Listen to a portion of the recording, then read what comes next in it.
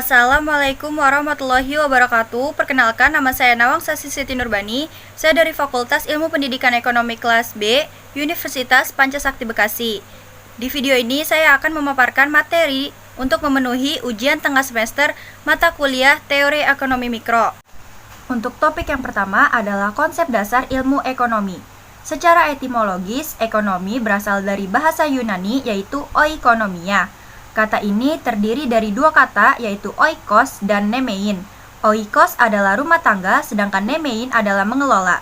Jadi sederhananya, ilmu ekonomi merupakan ilmu yang mempelajari tentang cara manusia menentukan pilihan saat melakukan proses produksi dengan sumber daya yang terbatas.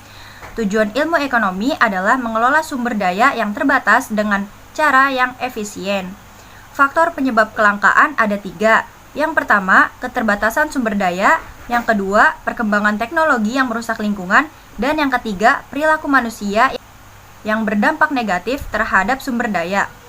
Topik yang kedua adalah masalah pokok ekonomi. Masalah pokok ekonomi adalah masalah yang muncul ketika sumber daya yang digunakan terbatas untuk memenuhi permintaan.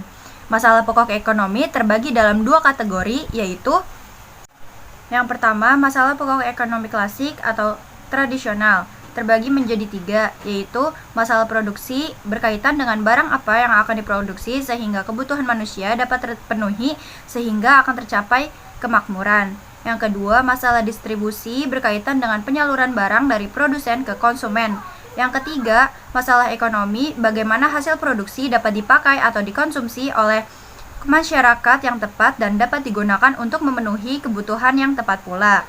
Masalah ekonomi modern terbagi menjadi 3. Yang pertama, barang dan jasa apa yang diproduksi dan seberapa banyak atau what. Yang kedua, bagaimana cara memproduksi barang tersebut atau how. Yang ketiga, untuk siapa barang tersebut diproduksi atau from who.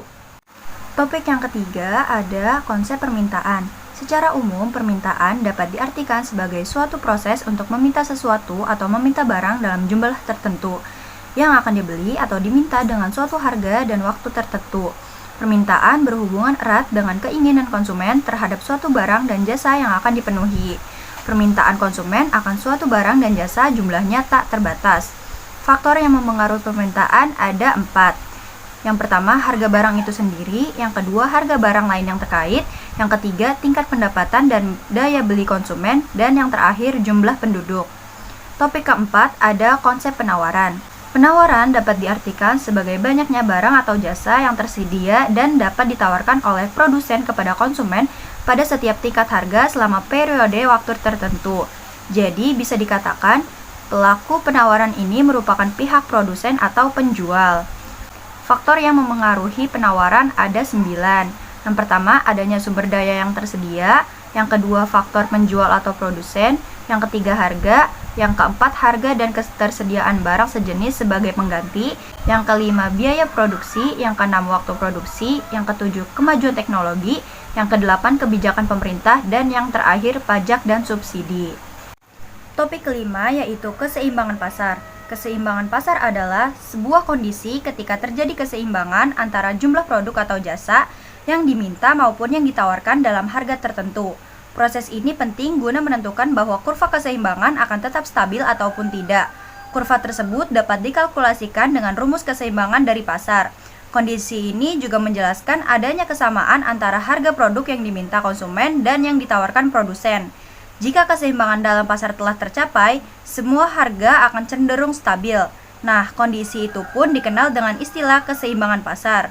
Cara menghitung jumlah keseimbangan dalam pasar menggunakan rumus seperti berikut. QD sama dengan QS sama dengan QE.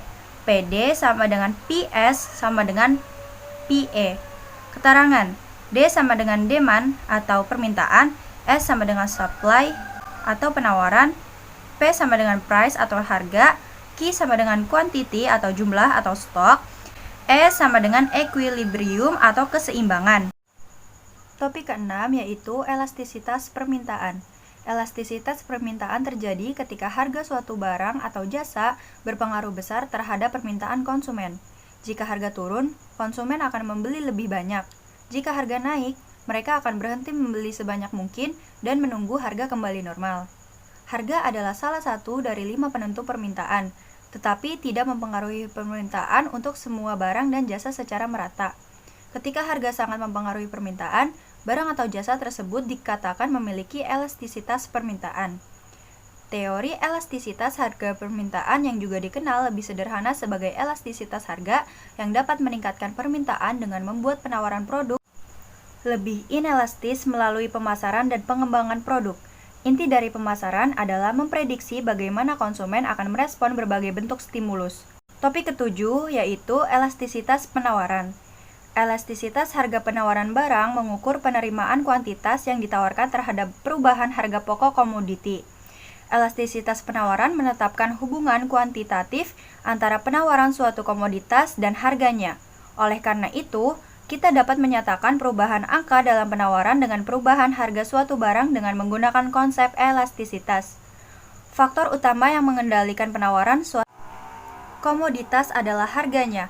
Oleh karena itu, kita biasanya berbicara tentang elastisitas harga penawaran. Elastisitas harga penawaran adalah rasio persentase perubahan harga dengan persentase perubahan kuantitas yang ditawarkan suatu komoditas. Faktor-faktor yang mempengaruhi elastisitas penawaran. 1. Sifat industri. 2. Sifat barang. 3. Definisi komoditas. Dan yang terakhir adalah waktu. Sekian dari saya, kurang lebihnya mohon maaf. Wassalamualaikum warahmatullahi wabarakatuh.